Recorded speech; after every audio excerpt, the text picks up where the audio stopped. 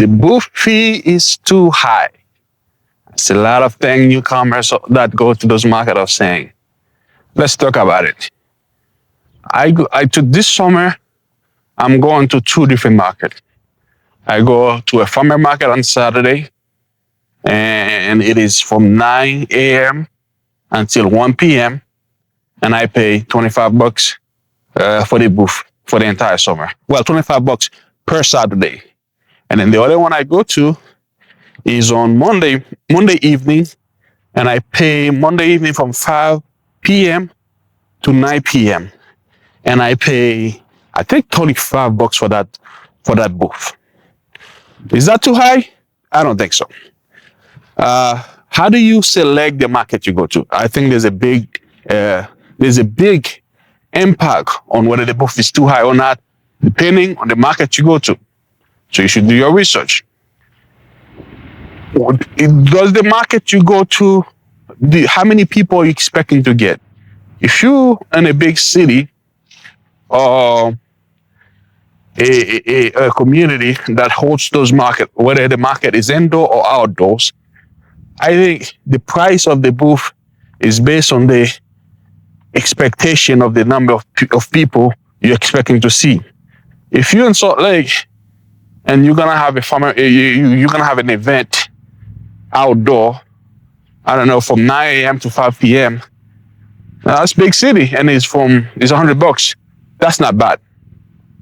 But I know some market, those vendors charge $70 on a Tuesday from 3 p.m. to 9 p.m. I don't think that's worth it, especially on the weekday. I think the weekdays are the worst. Right now, out of those two markets that I go to, the one on Saturday is the one that do the worst. The one on Monday is the one that do the worst, because it's just tough to get people to come on Monday to a market. I know there's food truck there. It is in a park. There's a playground. But to get people that coming from work on a Monday at 5 p.m., 6 p.m. to a market, it is hot. It's just not working out. I think another thing that I view when I go to market, what I view it as, not only I need to sell, but it's another way of advertisement for my product. I don't just see it that I'm gonna go to a market, I'm gonna sell X amount. I have those goals, but I also view it as, it's good to get my name out there, to get my branding name out there, so people can know me. I think that's another fact that people need to take into consideration. I know some people, when they go to a market, they time it by, let's say they pay $50. I think a lot of them say, if I pay $50, then I need to make 3 times the amount of the booth fee, so $150. If you pay $100 and you want to make, some people say, I want to make 5 times that, $500. I know there are people that do that, but it's hard to set those goals, because some market you might go to, you might exceed that very high, extremely exceed that amount of revenue you make. And some market you might go is just completely busted. And the thing is, it's not a matter of the amount of traffic for some. In some cases, it's not a matter of the traffic. It's the amount of people, a paying customer. Because I remember I went to a small market last year. It was inside a dance studio. I almost didn't go to it.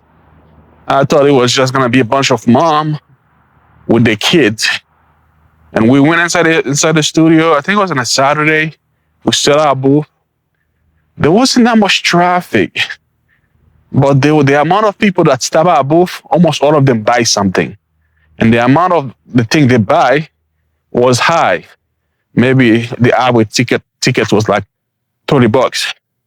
So if the average person is buying $30 from you, and your item usually sells for $10, and you got a few of those, it quickly add up.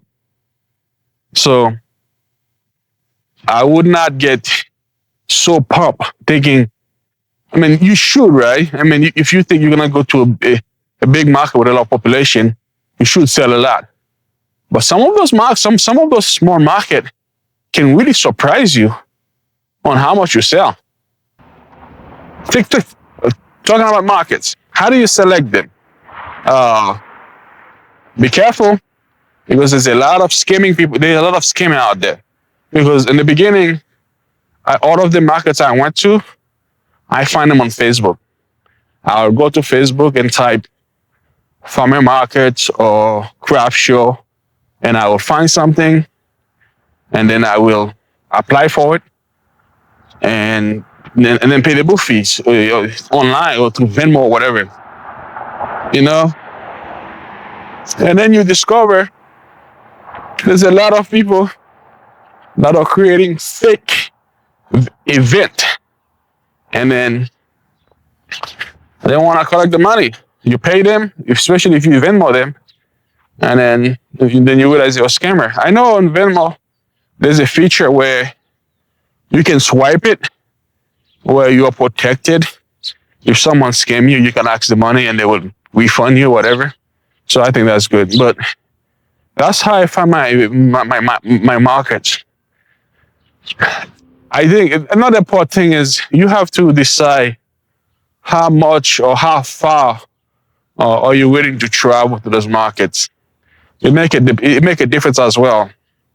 Are you willing to travel 20 miles from your house, 50 miles from your house to those markets? Now that's add up because now you have to wake up early, you have to pack your stuff, you have to use gas, you have to buy lunch over there. So those are all of those things that add up, even this still adding up. And during the summer and during the winters, indoors market for me is the best. During the summer, you have to bring a canopy or a tent if you set up your stuff. If the market is outside, set up your tent. You have to take down the tent. Especially here in Utah, it is extremely hot. And after the market is over, you have to do it again. But indoor market, it's air conditioning. You come, you set up your table and your chair, and that's it. And with the winter is the same thing too. Man, you don't wanna go to an outdoor market during the winter. I have experience. It's freaking freezing, and a lot of them don't let you bring a generator because they don't wanna, have a fire risk or something. And you're wearing a bunch of gloves and socks, and man, it's freaking cold. It's windy. So, how much the booth fee costs, how much you're willing to pay. Is it an indoor market, outdoor market? I think if it's an indoor market, they might charge higher because you're protected from the element. There's a restroom in there, so you can just come and go. So I would say those one are. You should expect to pay a little bit more for indoor market on that. There's a guy here that advertises his market based on that. Yeah, he emailed us saying, yeah, we're indoor. The farmer market is outdoor. We have air conditioning. He keeps saying air conditioning. I was like, dude, I know that. But I was like, well, I guess it's true. But during the summer, people don't want to go to indoor market. Even though it's still hot outside, people want to have the feeling of walking to a farmer market, getting their vegetable from the farmer and all those stuff. I think people don't want to be indoor. During the winter, people do want to be indoor, but here I see people don't want to be indoor. So we talk about the type of market you should go to, the distance. If you're gonna go to a market, especially in the beginning, you should just investigate the person that is hosting the market. Because you can have all of your booths set up very nice. Um, you do your part. You advertising it. You advertise it on your social media page and your website. But I also think the host of the market can make a big difference. Because I know I used to go to a market, I think once a month in Murray. Inside, the lady had a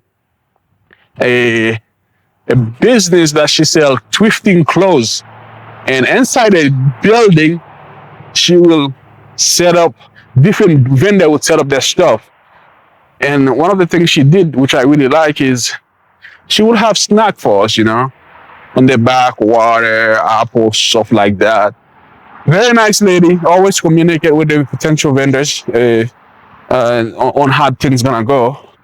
I think the host of the market make a huge difference on whether you should pay the booth fees or not. Because if you know that host is going to do their best to advertise the market and make sure they communicate with you, I mean, you should. I mean, that's to me, them charging a little bit extra is fine.